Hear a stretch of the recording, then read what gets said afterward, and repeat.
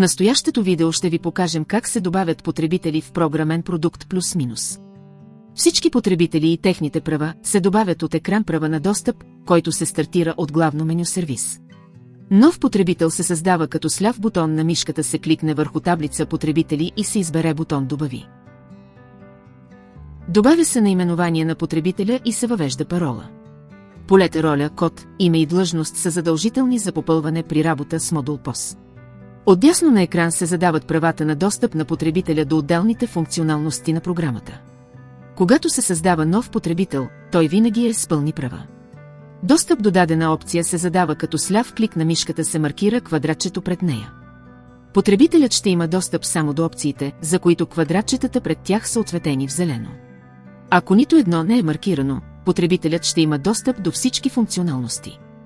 Новият потребител и неговите данни се записват с бутон «Запиши».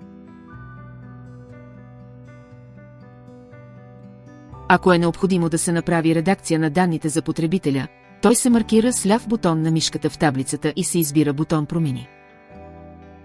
Промените се записват с бутон «Запиши».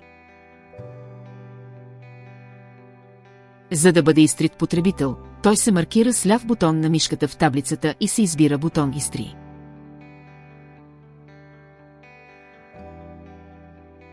Ако за група потребители правата на достъп са еднакви, за да не се въвеждат по-отделно за всеки, те се добавят като роля.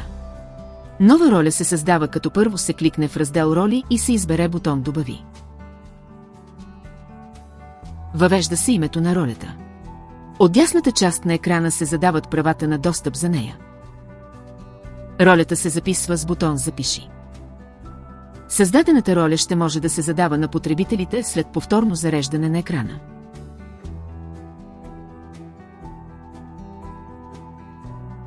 Данните за ролята могат да бъдат променени, като тя се маркира с ляв бутон на мишката в таблицата и се избере бутон «Промени».